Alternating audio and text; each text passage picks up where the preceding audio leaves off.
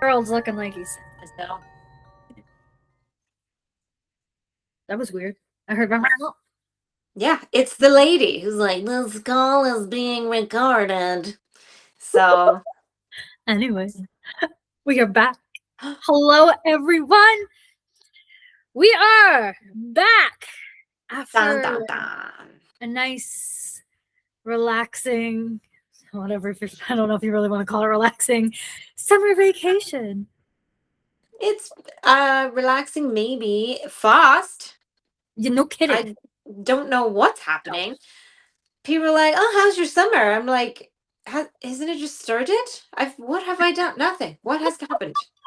Ridiculous." It is a nice, and the CNE starts, right? So it's like, what the heck? Where did the summer go? Yeah. Why is it almost September? Because this airs and there's only 2 weeks left. And then school starts. Oh, don't do it. Even now, so it's like what, 7:30-ish outside, and it's Yeah. starting to look a little dark, and I'm like, what? Yeah, it's crap. Yeah. But anyways, welcome back everybody to another episode of Paranormal. We are your hosts. I am Rachel with Harold. And then we have Well, I am Kaz, and I have Chester and Spectre, who are like, hello. We've been sitting in the basement this whole time. Chester, oh, I should turn you on. Chester was like, oh, this again. But Spectre's being excited. Oh, I told you, I just said your names. I should probably turn on the sound so you can hear.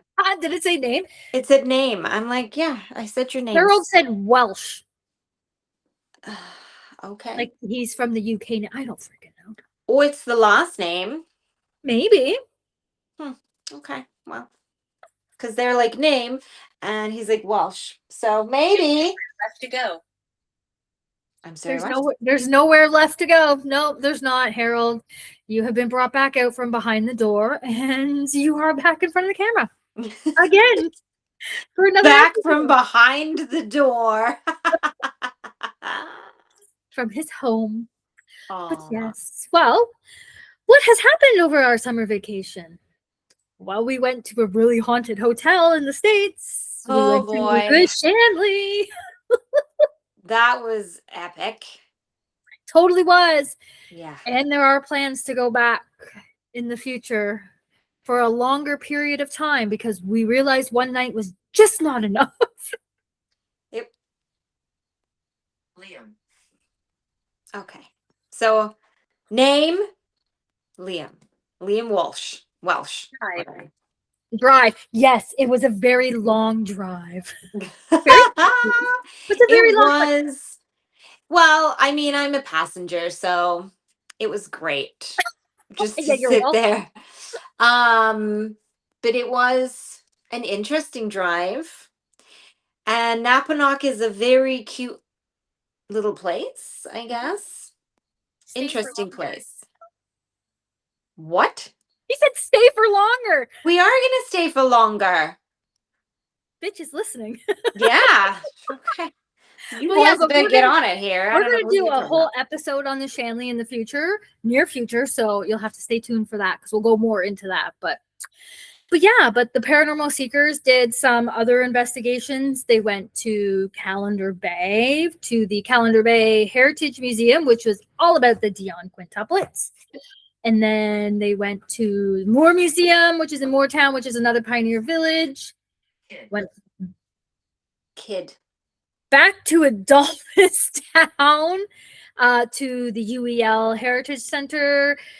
There was another investigation in between that they can't talk about because it's going to have its grand reveal in November. So yeah, that's pretty much it. And then some of us went to Ottawa. Oh yeah, that's right. Which is what we're going to talk about now. Good segue. Yes. Today's topic is all about the Ottawa Jail Hostel, aka the Carleton County Jail, or if you really want to get technical, the Gaol, because it started with a G back in the day, which was just pronounced jail anyways. Why they changed it, I would find out. Some sort of old-timey English thing, no doubt. Yeah, pretty much. Sad. He's sad. Can you stay a while? He's sad, but can you stay a while? Stay for longer, and can you stay a while? Yes. We're going to stay a little while. Yeah, we're going to talk about jail and how we both spent the night in a jail. Yes. Willingly. Mine was in 2018. Yours was recent. Yes. Mine was a recent stay. But anyways, let's just jump right into this topic. Well, let's see. So the Ottawa Jail Hostel, well, it's had a whole bunch of names since has been established. It was the Nicholas Street Jail, the Carleton County Jail, the Ottawa Jail. It was construction. It was constructioned. Haven't done this in a while, as you can all tell. All right. It was constructed in 1860 to 1862. It was considered, and I quote, a spacious, airy building when it first opened in 1862. Oh. And the reason why they opened it is to replace the jail at the time, which was a wretched and poisonous basement. What? Yeah, which had served as a jail I for have a message. 20 years. Oh, you have a message. What's the message? Okay. So the new jail conveyed its intent of imposing punishment and deterring crimes while reflecting 19th century principles of prison reform, which sought to rehabilitate prisoners while providing safe housing. So men and women, young and old, accused and convicted were all ideally kept apart. Inmates who might pose a danger were segregated elsewhere in the building. Now, this building is 8 floors, not 8. Elizabeth. Oh, hello, Elizabeth. Well, you have Elizabeth and Liam. If your thing says Ryan, we're done. Or Tessa. Oh, watch it say both now. Anyways, like I was saying, the jail is 8 floors. Now, when you look at the jail from the outside, it only looks like 3 floors. Well, that's because the floors are only half floors.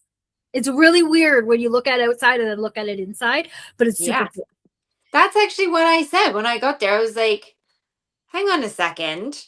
How comes our room's on like the 7th? Oh, no. The death row is on the 8th floor.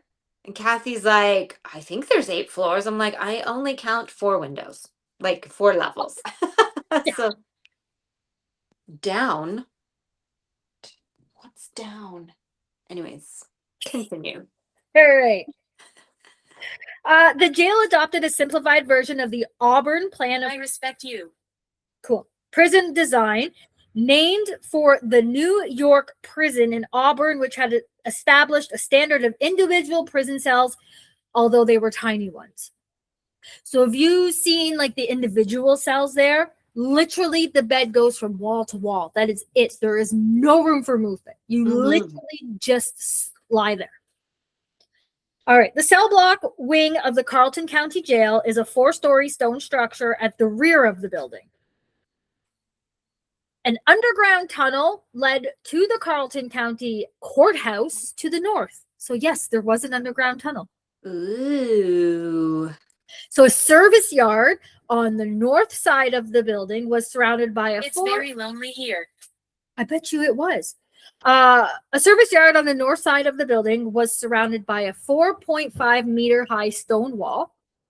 An exercise yard facing south and the gallows yard facing east were enclosed by a taller stone wall measuring 6 meters high. Still visible above the wall are the doors to the gallows, which remain intact and You are inspiring. fully functional today. So yeah, it's still functional. Nice. The administration block fronting Nicholas Street, so the Agnes. front of the building, Oh, hello, Agnes. housed the apartments of the prison governor. So inside, prison conditions were hardly exemplary. The tiny cells were uncomfortable and unsanitary, lacking heat, light, ventilation, or plumbing. Ew. That's so gross, eh? Damn. I know. All right. So in 1930, the Royal Commission on Public Welfare issued a provincial report harshly criticizing the inadequacies of the Carleton County Jail, calling for its immediate replacement. So despite provincial pressure and growing public outrage against increasingly inhumane conditions, They wanted clarity. it was not until March 1970 that tenders were called for a new Carleton Regional Detention Center to be located in the Blackburn hamlet. In 1972, the Carleton County Jail was leased then to the Ottawa Youth Hostel Committee. In 1978, it was then Very few talk to me. designated under the Ontario Heritage Act. All right, so the prison housed a variety of inmates, from those who had committed minimal offenses, so like theft, keeping a house of ill repute, to murderers. It was also the site of Canada's last public execution, which took place in 1869, and I'll talk about that in a few seconds, when 5,000 people gathered to watch the hanging of Patrick Whelan 5,000? in February. I'm a protector. Okay. 5,000. I thought it was just like a few scragglers that were around that were No. like, let's go, kids. 5,000 people. Yes, fell. You have to remember, back in the day, these public hangings were like tourist attractions. Like they were a big friggin' deal. Mm-hmm. It's like, yo, kids, let's hop in. Let's go watch some dude die. Like Sunday afternoon fun. Right after. Did they was it common knowledge that it was going to be the last one? No, I think Oh. with this one, I believe I think it's in my notes We here that occupied this land. when they didn't expect that many people, Mm-hmm. and it became kind of like a riot mob. I don't know, like there was just too many people for Ottawa to handle, so Mhm. they kaput these public hangings. Mm. Yeah. But anyways, Okay. So over the next 100 years, so the jail was ready for occupation in August of 1862. So over the next 100 years, the jail saw the seamy underbelly. Are you killing flies? Yes, some mosquito. Bastard. So it saw the seamy underbelly of Ottawa society, from drunks and prostitutes to rapists and murderers. Suffer. Yes, they suffered. Okay, so there were 3 hangings at this jail, and I'm going to go into all of them a little more in detail. So the first one was Patrick Whelan. He was the convicted assassin of Thomas Darcy McGee, who was the father of Confederation, and that happened in February of 1869. The second was that of William Seabrook in 1933 for the killing of a gas station attendant in a botched robbery. And the last to be hung in the gallows was Eugene Larmont, and he was executed in 1946 for killing a policeman. Those were the legal executions. There were more. Attachment. Right. There were definitely more. Those done by inmates on inmates, possibly, guards on inmates, on all that stuff. So, yeah. Okay.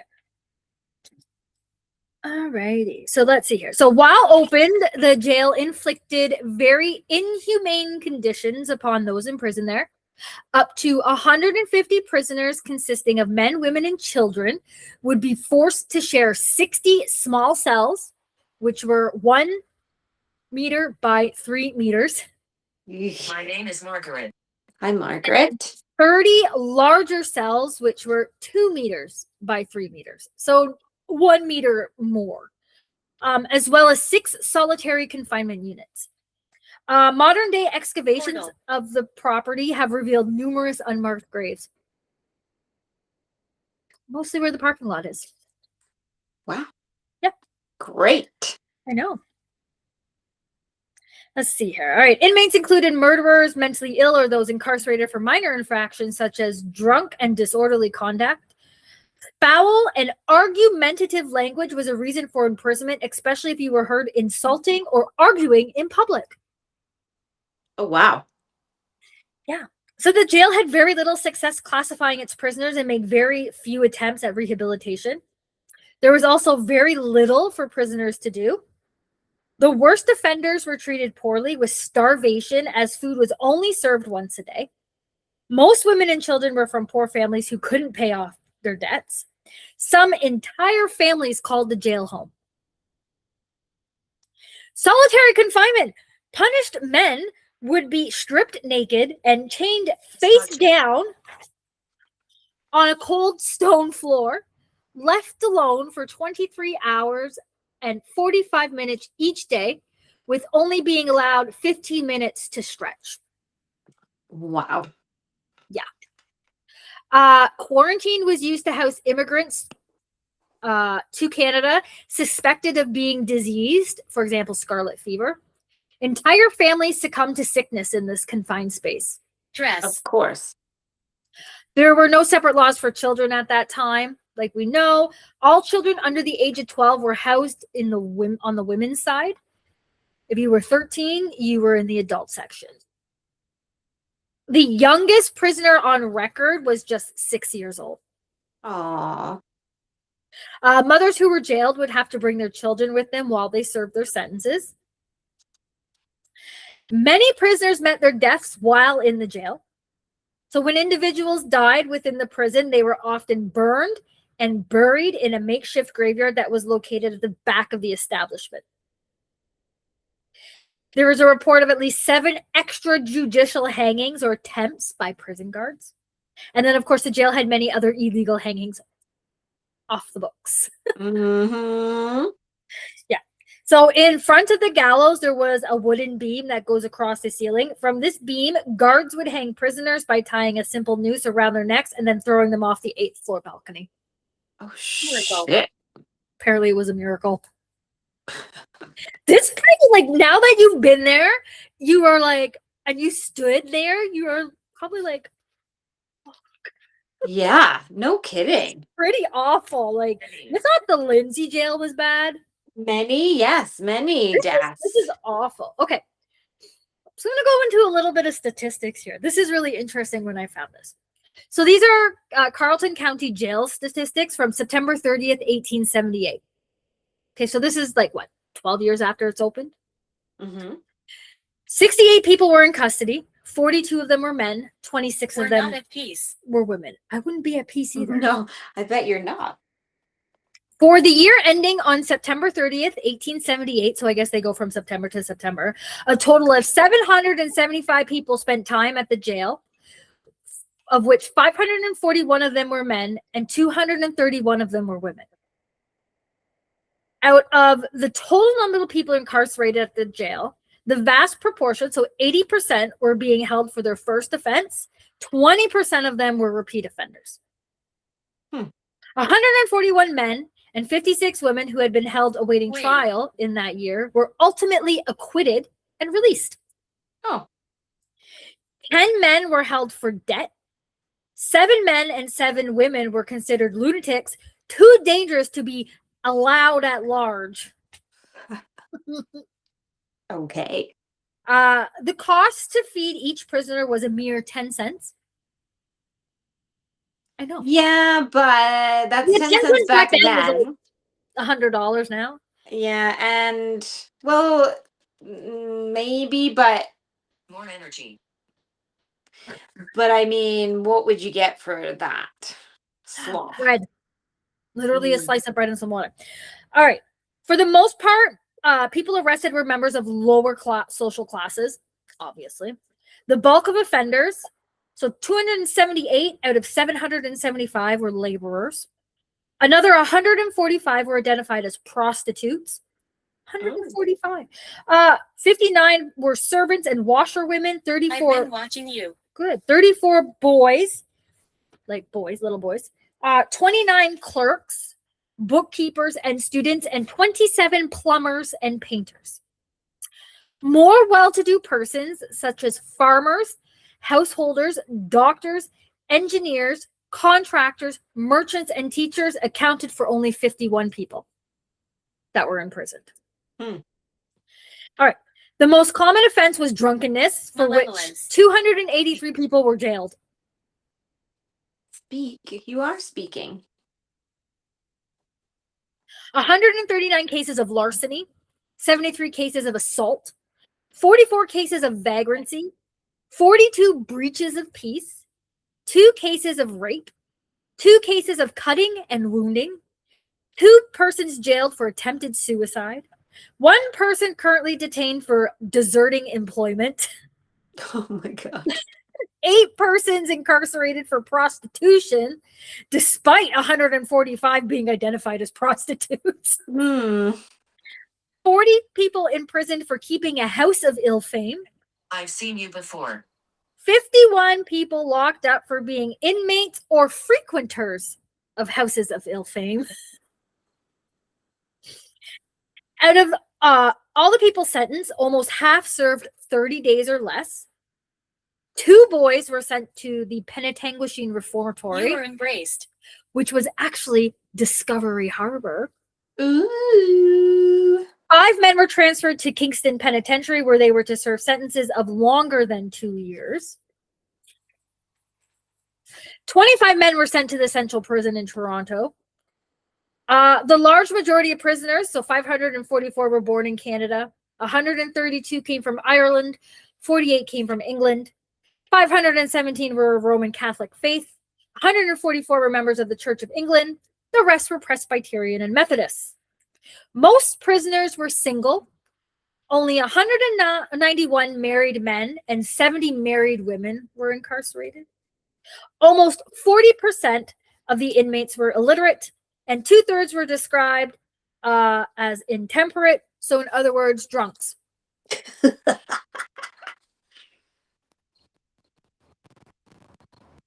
Isn't that fun? Well, here are some people who I served. don't want to scare you. Well, you're not going to scare me. January of 1878, Stephen Kenny was charged with stealing the overcoat of Jay Hutton, the bartender at the British Lion Hotel. Having already spent 6 months in Toronto's Central Prison, the magistrate gave Kenny a 1-year sentence for theft and returned him to Central Prison Nice. from Ottawa. So also in January 1878, a girl named Ida Cameron accused William Davis of assault. You are It was powerful. shown that she... What did it say? You are powerful. Oh, it was showing that she was... I thought it said you're an asshole. It was showing that she was wearing men's clothing at the time of the incident and that she had provoked the attack. Ooh. The judge dismissed her case and ordered her to pay the court costs. Unable to pay, Ida Cameron was jailed for 1 week. Just because she was wearing men's clothing. Nowadays, Provoked the assault. February 1878, Margaret McManus was charged with keeping a house of ill fame. She received a sentence of 3 months in county jail. Christy. Emma Hall was charged with being a resident at Margaret McManus' house of ill fame. She told the magistrate that if he let her off this time, she would return to her home in Brockville. She was held for a week in jail to give the police chief the opportunity to contact her father to see if he would take her back. Not sure if her father took her back or not. However, she was again in police court on several occasions later the same year. In May of 1878, she was convicted of being an inmate in a different house of ill fame. Okay. She was then committed to jail for 1 week on her promise to leave town. In August of 1878, she was rearrested, this time for vagrancy. She was fined $10 or 3 weeks in jail. In September, she received a 3-month sentence for prostitution. She's passionate about her career, I suppose. Clearly. Also in 1878, a youth by the name of Joseph LeBlanc was sent down for 2 months for robbery. Mary Ann Gauthier was arrested for being a common prostitute. In June 1878, she received a 6-month jail term. What the fuck is This place is home. Good. A common prostitute. Meg Dougherty, described as the irrepressible, was found by a police constable to be hopelessly drunk, lying on Bolton Street. She was swearing obscenities to a crowd of boys who had surrounded her. She was sent away for 3 months. All right. That's a typical night in Oshawa. Late September 1878, 4 boys named F. Osted, F. Doyle, J. Costello, and J. Cameron were charged with breaking into the home of Mr. Wise, the superintendent of the Rideau Canal. The 4 had stolen clothes, pistols, and some jewelry. One of the 4, Francis Osted, had previously been arrested for stealing fruit from an orchard. Before legal counsel arrived, the boys pled guilty to burglary. Rosemary. Jay Cameron, with no home to go to, as his mother was in jail, who happened to be, what did I say? She was up here. I already read about her. Was she the one? Yeah, Ida Cameron. She was the one that was wearing men's clothing. His mother was already in jail. Because she was already in jail, he was sent to the Penitentiary Reformatory for 3 years. Yeah. The other 3 received 3-month jail sentences at the Carleton County Jail. So, yeah. Now, during the construction of the Mackenzie King Bridge, which is the bridge that goes over the road there, right beside the parking lot, Okay. workers discovered 140 unmarked graves. Ooh. No, I didn't. It is generally assumed that there are hundreds more near the building and beneath the parking lot. Fun time. Mm-hmm. So let's get into these public hangings. Well, the one public hanging and the other legal executions. So the first public hanging was of Patrick James Welland. He was born around 1840.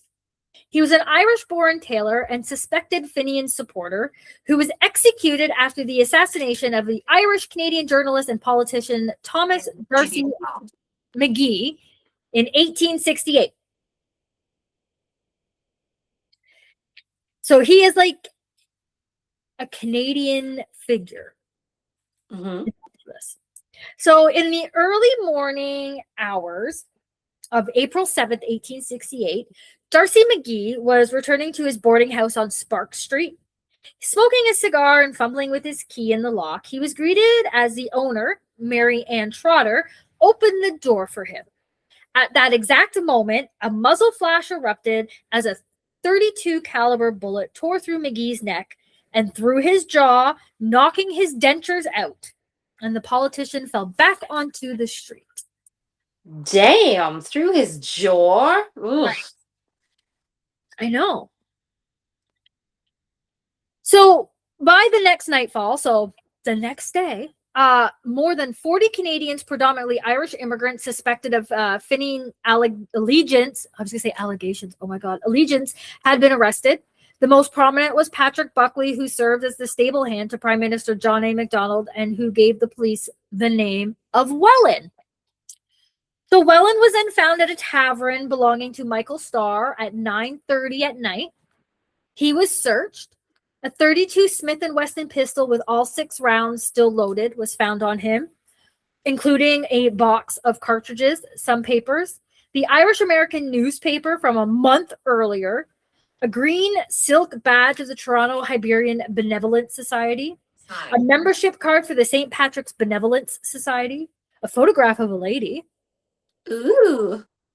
a ticket from the St. Patrick's Literary Society, and 2 tickets to the Shamrock Quadrille Club inviting Welland Suffering. and a lady friend.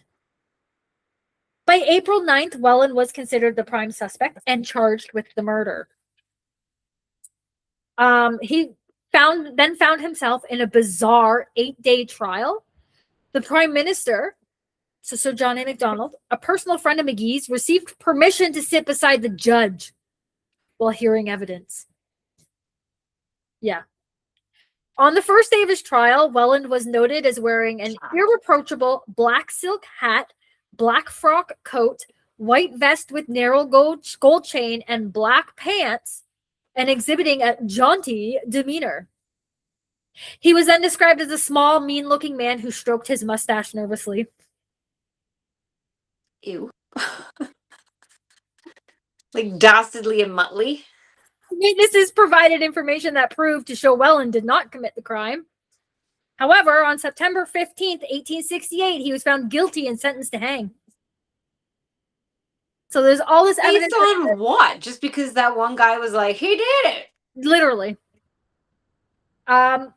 He maintained his innocence. He appealed his sentence twice. Both of them were denied. Wind.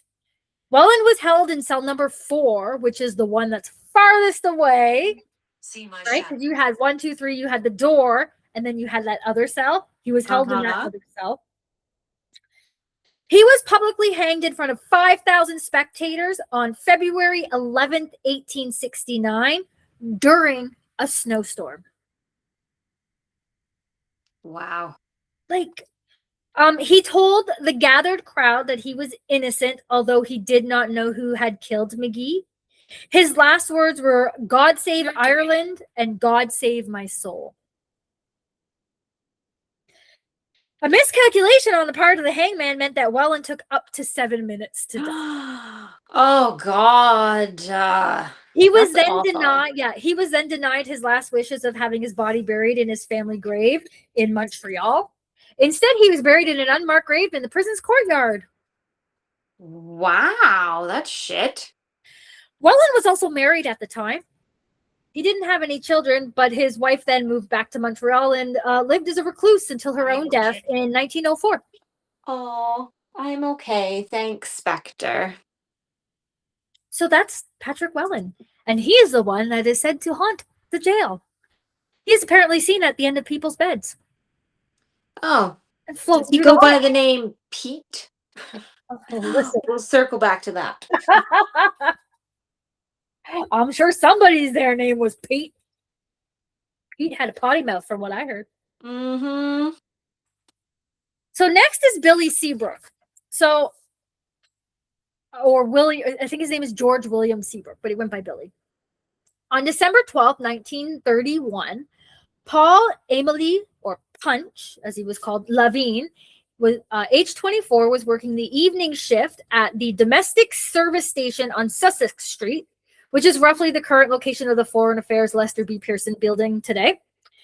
This wasn't his usual work shift. He had swapped shift with his friend Stephen. and co-worker, Joe. Not Stephen. Yeah, Joe. not Steven. Nice try, Harold. So Lavigne arrived for work at 7:20 p.m. His co-worker handed him $47, the receipts for the day, and left the station at 7:30. Lavigne then stuffed the $47 of cash into his pocket. Ooh. At roughly 8:45 p.m., a young man wearing a brown overcoat and a brown hat walked into the station. Lavigne thought the man was going to use the telephone, a not uncommon occurrence, and went downstairs into the basement of the garage where supplies were kept. When Lavigne returned a few minutes later, the stranger pointed a pistol at him and demanded money. Lavigne refused and grabbed the man's wrist. In the ensuing struggle, the gun discharged. A bullet struck Lavigne in the upper abdomen. He fell to the floor, critically wounded. So the assailant rifled You were resilient. The assailant rifled his pockets, took the cash, and then calmly walked out of the station. He then hopped into a taxi that was idling about 100 feet away and left the scene. Graveyard. Yeah, good. The taxi driver, who had been sent to the corner of Sussex and Redpath by his dispatcher, was hard of hearing and hadn't heard the shot fired. Okay. So Lavigne staggered through the doors of the gas station after his assailant and collapsed on the ground. A man by the name of Richard Bingham, who was walking by, took note of the taxi's license plate and rushed to help Lavigne. He tried to flag down help. Not wanting to wait, Bingham ran across the street to the home of J.A. LaRocque and to call the police and ambulance. In the ambulance, Lavigne conveyed what happened. Once they got to the hospital, he had a blood transfusion and he underwent emergency surgery. They had found that the .32 caliber, again 32, pistol bullet had entered the lower side of his chest below the diaphragm.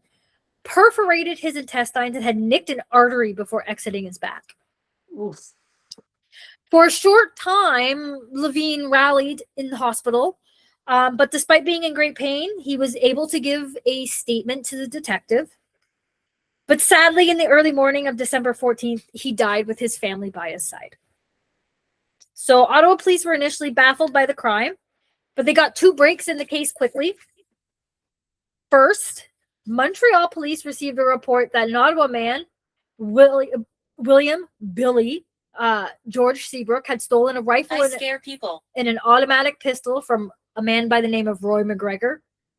Seabrook had been visiting McGregor and had left without saying goodbye a few days before Levine's shooting, taking the weapons with him. The second break came after Christmas, when 2 teenagers found a pistol in a leather shoulder holster lodged between rocks on the second pier of the CPR bridge over the Rideau River near the north end of King Edward Avenue. This was only a short distance from the crime scene, and Roy McGregor later identified the pistol and holster as the one that was stolen by Seabrook. So, of course, they brought Seabrook in for questioning. He was only 22 years old and came from a good family. Right. He was only 5'4".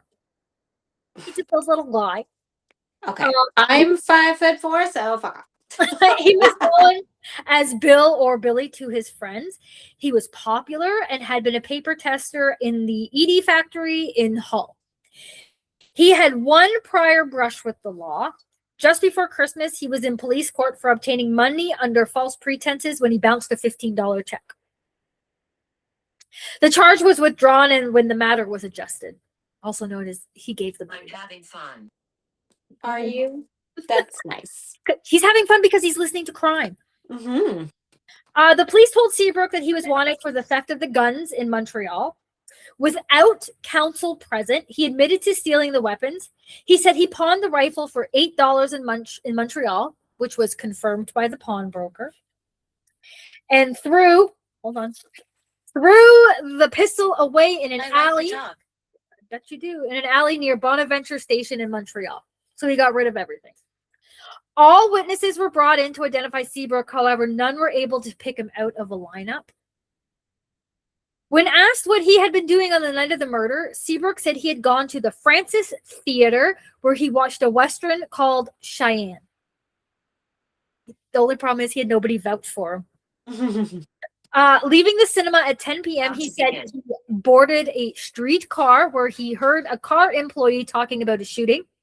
He then taxied to the Montcalm Club in Hull before taking a room for the night under the assumed name Kingsbury. The next day, he returned to Ottawa and visited the gas station where Levine was killed before going home. So the medical expert for Quebec and an authority on ballistics carried out tests on the slug that killed Levine and the shell found at the gas station. It was positively identified that the gun found by the teenagers was the weapon used to kill Levine. Dun, dun, dun. William Seabrook was sent to trial in May 1932. While his lawyer put up a stout defense, it was not enough. Even though the evidence was only circumstantial, he was found guilty by the jury after 2 hours of deliberation. This seems very, very, similar to frickin' Welland. Yeah. Yeah. So an appeal was immediately launched, and the second trial took place in October of 1932. Although the judge ruled that Seabrook's answers to police questions were inadmissible as they were improperly obtained, the jury once again concluded that Seabrook was guilty of murder. When a plea to the federal justice minister for commutation of sentence to life imprisonment failed, his story then came to an end. So William Billy Seabrook was executed at 12:50 a.m. on January 10th, 1933, on the same gallows used to execute Patrick Welland. So it had been unused for more than 60 years. Can I help you? Jeez. It took workmen 2 days to put the gallows in working order. A small crowd gathered outside of the county jail to watch the black flag hoisted, indicating that the sentence had been carried out. Maintaining his innocence to the end, his last words were, "Don't worry, I will be all right." Oh. His body was then buried by his family in a private ceremony at Beechwood Cemetery. How sad. Dance. Nobody's dancing. I don't think anyone danced at the funeral. No. And the last one is Eugene Larmont. Ghost. Yeah, he probably. All right. 12:32 a.m. on March 27th, 1946, after playing checkers with his guards, he was hanged by the neck until he was dead. All right. This was the third and last judicial execution carried out at the Carleton County Jail. Okay. So, born into an impoverished family, Larmont's first brushes with the law came when he was a child. A frequent truant from public school, Larmont was sent to an industrial school in Alfred, Ontario at the age of 12. This was most likely the St. Joseph Training School for Delinquent Boys, which was run by Christian Brothers from 1933 to the mid-1970s. Like residential schools, training schools became notorious for the physical, sexual, and emotional abuse of their young charges. Just think of it that way. During the 3 years... You like God. What? Well, do I like God? During the oh my God, anyways. During the 3 years that he was confined there, he received no visitors and no mail from home. He escaped and made his way back to Ottawa. He was then also picked up by authorities. Someone reportedly told him if he confessed Hierarchy. to purse snatching, he wouldn't be returned to the industrial school. Despite desperate not to go back, that's what he did, and was sent to a government reformatory. Oh, jeez. Poor kid. After he got out on parole, he attended public school for a short time. He sold junk to scrap dealers to earn a pittance, so to earn money. He also worked as a delivery boy. In 1938, at the age of 16, he was charged with vagrancy and breaking and entering, and was returned to the reformatory. Shortly after being Go back there. I've never been there. Shortly after being released in 1940, the now 18-year-old Lamont and 4 friends stole a taxi in downtown Ottawa and drove to Preston, Ontario, where they tied up and robbed 2 men at gunpoint at a service station. They netted a meager $27. Spotted later that night on their return to Ottawa, the young men led police on a wild chase where gunshots were exchanged. The joyriders hit an oncoming car and crashed into a guardrail. Dazed and uninjured, all were taken into custody. They received 6-year terms in the Kingston Penitentiary for armed robbery. Larmont was released in late September 1945. So now we're talking about a guy who's already now served 6 years at the Kingston Pen. Nice. So less than 2 months after his release, Larmont, with Albert Henderson and Wilfred Demore, staged a daring robbery of the Canadian I'm the chill in your spine. War Museum. That's creepy, buddy. Wow. So now they've robbed the Canadian War Museum.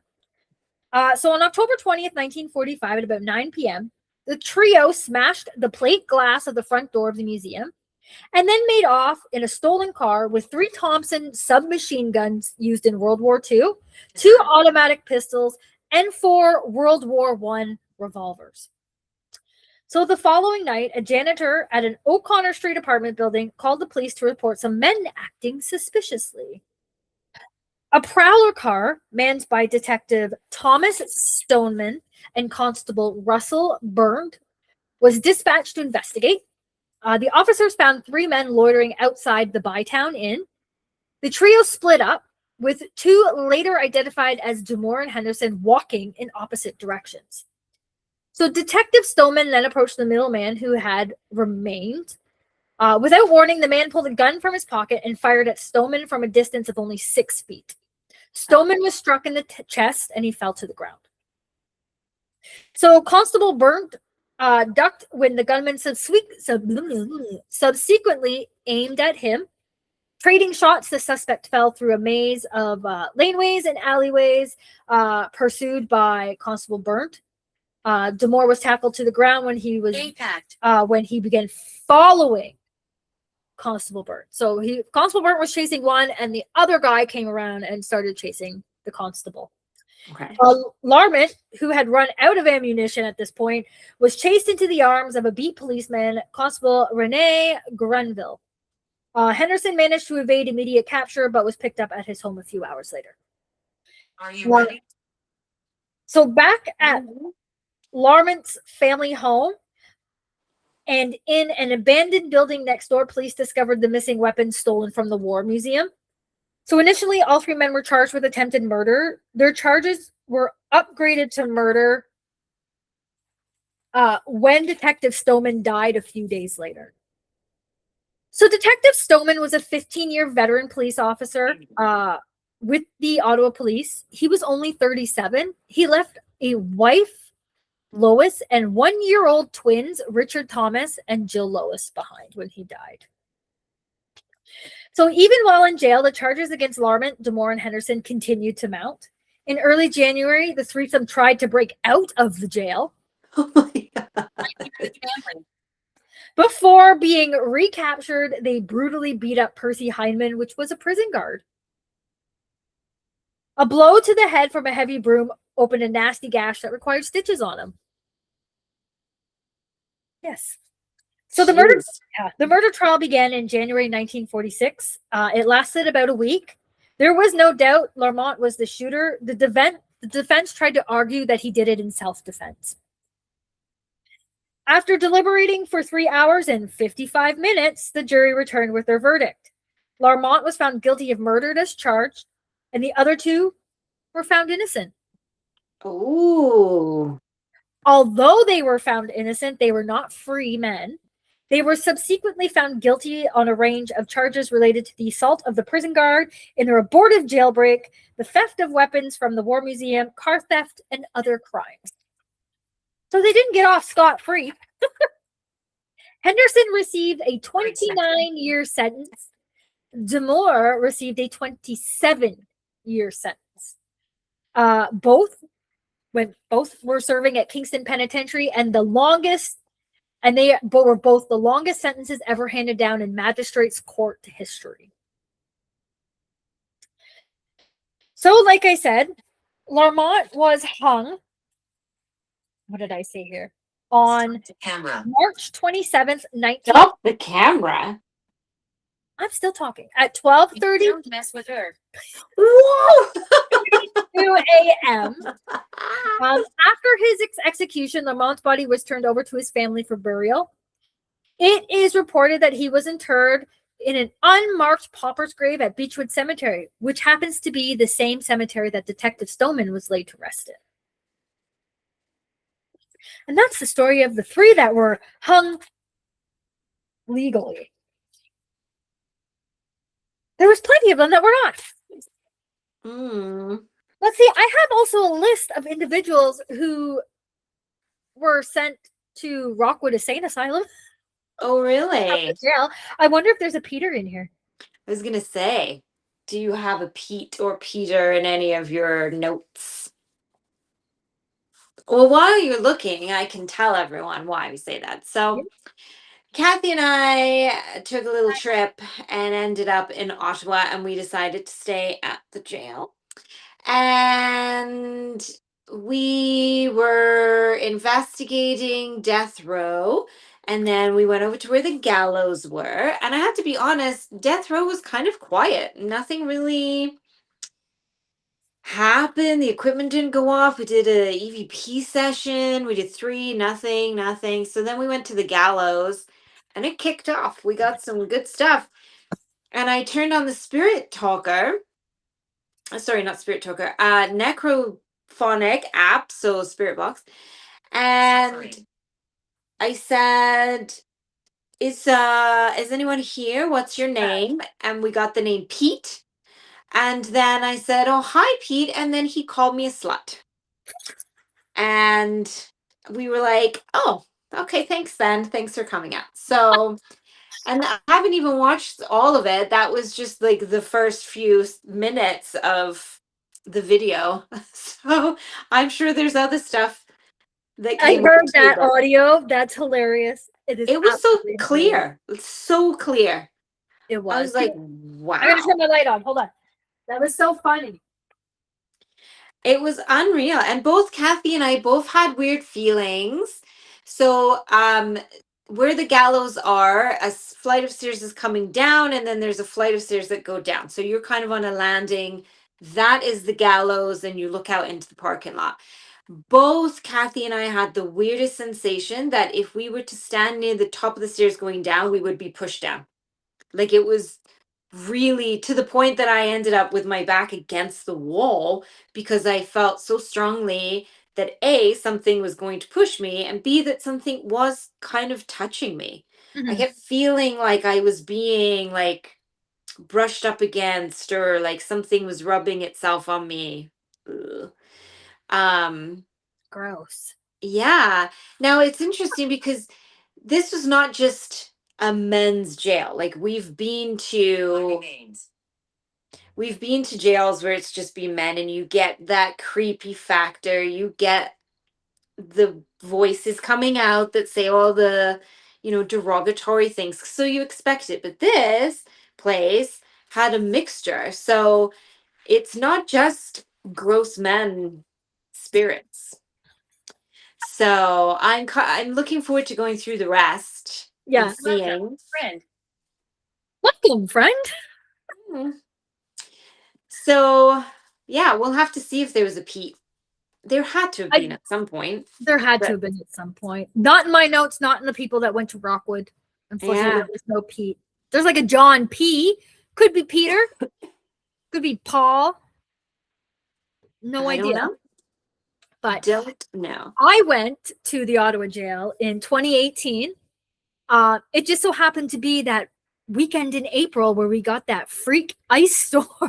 Oh, So the jail was empty. There was like nobody there. It was fabulous.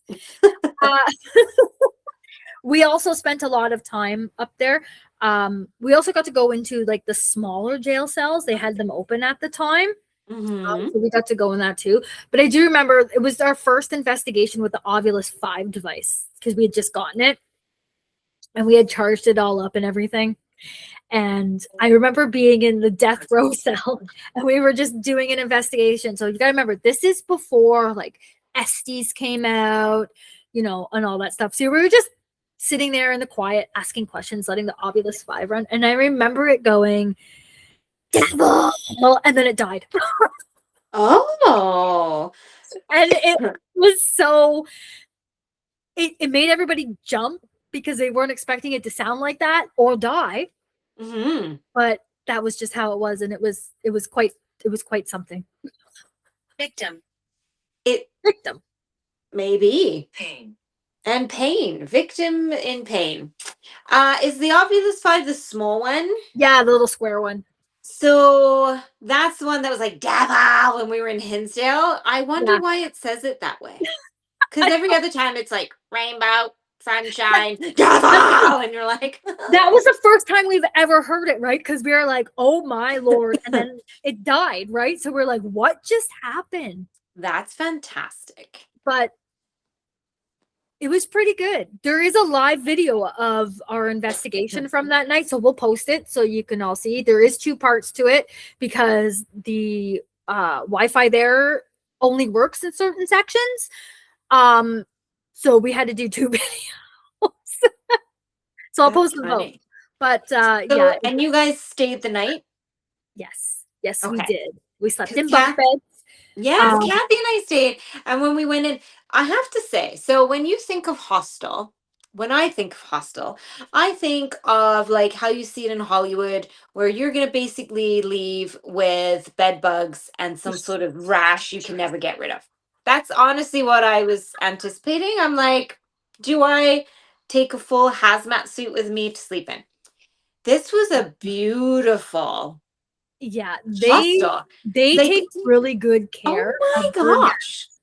And so you're in one of the original cells, and it's got your bunk bed and your little locker, all fresh sheets that you put on.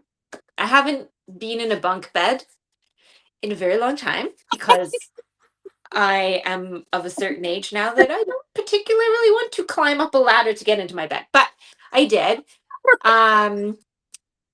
And so it was a very comfortable bed. Mhm. And we were right next to the washroom. So that was good. So you're not traipsing down the hallway. But it was very comfortable. And I noticed for shared washrooms, they are quite nice. I know. Like they're nicer. Your lights just turned off. I know. They're What nicer time is than it? What's going they're on? nicer than like some bathrooms in private hotel rooms. Yeah. I noticed. I don't know if they had the breakfast when you went, but when we went, they serve a breakfast in the morning, and Full it's both hot and cold. Yeah. I was like, what is going on? Yeah. I've stayed in hotels that are like hundreds of dollars a night, Yeah. and they don't give you a fucking breakfast Have in the a morning. have a bagel I and was like, brown apple. what? Yeah, no, when we went, it was like your normal like breakfast stuff, like bagels, fruit, coffee, cereal. But then they had like sausages, scrambled eggs, like Yeah. all, and it's a buffet style, so you can just Yeah. scoop it on. That's what they had when we were there. Samesies. And the coffee was actually pretty good because sometimes you have the coffee and you're like, whoa. No, this was like Yeah. pretty good coffee, I have to Yeah. say. And their staff there is super nice. Yeah. Parking is great. Don't take a big vehicle because you got to drive literally through the old arch. So if you have a wide vehicle, you ain't gonna fit. No. I still remember that because Allison You had have to concentrate. yeah, to drive it. Allison had her Durango, not Durango. Is it Durango? Yeah. At the time, her Dodge, which was kind of like Badly. yeah, and it was really, really tight. And it Oh, was like jeez. fold the mirrors in and like suck in. But the staff there is like super nice. They're all pretty young when we went. Peace. Badly peace. But I do know that they also do tours. Like the Mhm. staff will give you a tour of the jail at certain times. And then they also have like other excursions that they do. The only thing is it's shared bathroom. So if you're going, you're gonna share a bathroom. I don't know if some of the locations have their own bathrooms or at least their own sinks. Some of the rooms there, I should say. But other than that, yeah, there are rooms for like single people. There's rooms for couples. There's dormitory style rooms, which is what we had, which was co-ed, so it could be men and women. Mhm. They have men only rooms. They have women only rooms. They have rooms, like I said, for single people, double people, rooms for 4, rooms for 8. Like, Yeah. right? So if you go get a room that has 4 beds, if you don't have 4 people, you could get stuck with people you don't know, Mm. which is why they have like the lockers and such. Blanche. You might get stuck with Blanche. Oh gosh, imagine. Horny old Blanche. Listen, we're not the Golden Girls yet. But it's definitely, if you get the opportunity, go. Okay. I agree. I was very impressed. I want I to go really back. was. Yeah, you have to. We'll have to go because um I love that death row is open 24/7. Like it wasn't like, oh, we close it at 10. You could go all night. So we were there. I mean, you just have to be quiet. Yeah. We were probably there around, I don't know, 10:30, 11 maybe. Um It was quieter than I thought it was gonna be. I thought death row would be a little more hopping. But the gallows was where it was at. And it's kind of eerie because there's like this backlight shining down from the stairs. So I have this cool picture of like my shadow on the wall as I'm staring at the noose that's just hanging. And they have the doors open, they have the trap door that would go down open. Yeah, it's kind of spooky. It is spooky. And to realize that they could just throw that door up and it's still operational. Yeah. It's not like some of these places that take it down, right? Like it's My still name is John. okay, John. What up, Joan? Yeah, it was a cool place. I give them a lot of props. It was way cleaner Discuss. than I anticipated. It's a little sketchy to get into. Like, you have to go slow as you go around because it's like a bit of a hidden way to get into the parking Are you too lot. scared? What? Are you too scared? Of the parking lot? No, That was great. that was perfect timing. Oh my gosh. Okay, for those of you who do not watch our videos on YouTube, I suggest you go watch what just happened. That was great. So yeah, it's kind of hard to it's not like a normal parking lot. As you said, Mhm. you have to have a QR code to scan to get in, and it's very tight and narrow to get into. And where you're parking is essentially like the yard that the gallows overlook. I don't know if that was their rec yard at some point, or It's where they buried everybody, it apparently. is where they buried everybody. That I can imagine. Oh, thank you. After you just tried to freaking scare me and decapitate me with my thing. Thanks. So yeah, it's a little bit of a maze, but it's beautiful. And the outside is really cool. Mhm. So it was great. I say we go back, stay the night, and do like the haunted I stuff. died in the war. Oh, John died in the war. thanks, John. We should go No back. shit. A guy named John died in a war? I ain't looking that up because I will find Oh, thousands of them. exactly. We should definitely go back, spend the night, and like do all like the haunted, creepy stuff around town, and I like agree. really immerse ourselves in Ottawa. Because Yeah. I've only ever been like once. Well, this was my time. I stopped in briefly on the way to Montreal way back in the day. But it was nighttime and we Mhm. just literally stopped at a hotel and left. So this was my first time being in Ottawa and we didn't even do anything. Yeah, go figure. We didn't even really do anything other than the Ottawa jail because we were Yeah. kind of just doing something else and then we just decided, well, we may as well stay in a haunted place. So for sure I would like to go do that. It Yeah, seems like a pretty I cool would say place. let's plan for an execution date, but they were all in the freaking winter, and I'm not doing Yeah, I'm not doing that. no. Oh, John, who died in the war, has brown hair. Great. Oh, well, that narrows it down. I know. Thanks. Was your wife named Blanche? Elizabeth. Mary Elizabeth. Oh my gosh. But anyways, well, that's our episode on Ottawa Jail Hostel, aka Nicholas Street Jail, aka the Carleton County Jail, aka the Ottawa Jail. Good Lord. It's got some great history.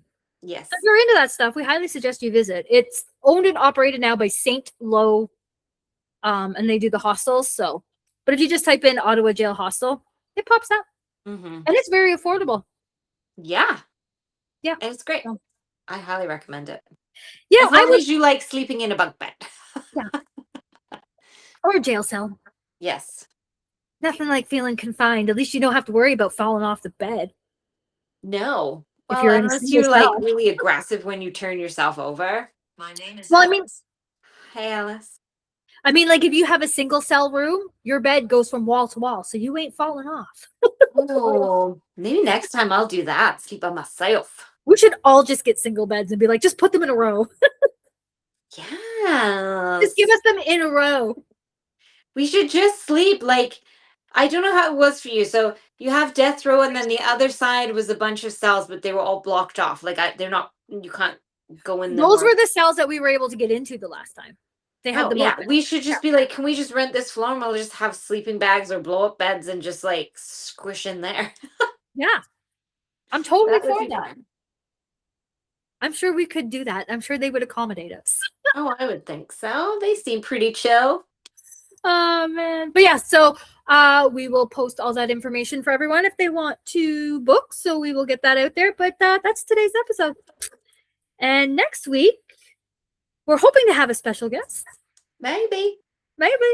So you'll have to stay tuned to that. And it's either going to be one of two topics. So we will leave that as a surprise for now. So you have to tune in next week to find out what we're talking about. Are you excited, boys? Yep. Okay. All right. Yeah. They're probably Thanks. like, oh, for fuck's sakes. I know. Anyways. Spectre didn't want to even hand that back to me. Oh, He's like, I've been too quiet for too long. introduce myself. It's too late. We're done. Where have you been, Chester?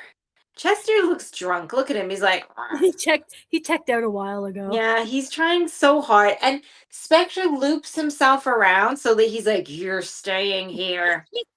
You're not getting out of this without me. Yeah. Chester's like, let me go. Harold said Alice. Oh, mine said Alice. Look, Well, I it said, my name is Alice. And then he says, Alice! Oh, it said, my name is Alice. And then it said, introduce yourself. And then he's like, Alice. He's like, Alice! I'm Alice! Maybe John is married to Alice. And he's like, Alice, what are you doing over there? I need my Crazy. wife! Oh my god. Oh, let's end this episode or else we'll be here all freaking night. Yeah, they don't get the opportunity yet. That's in 4 episodes. No, 3 episodes from now. Mm-hmm. Oh, Chester can't wait. I'm sure he can't. I have no idea how we're going to fill an hour of them talking back and forth at that point. But you know what? We'll figure it out. Oh, Better watch out. you better watch out. They're going to be on fire. You got Or 3 it will weeks be the longest, quietest episode. of silence. Oh, You're right, Harold. Silence. Joyce. Oh, Joyce. Alice Joyce. okay. Oh, well, anyways, have a great week, everyone, and enjoy your, I guess, last full week of August. Yeah. Holy crap. Anyways. Well, bye. Bye. Oh, my God.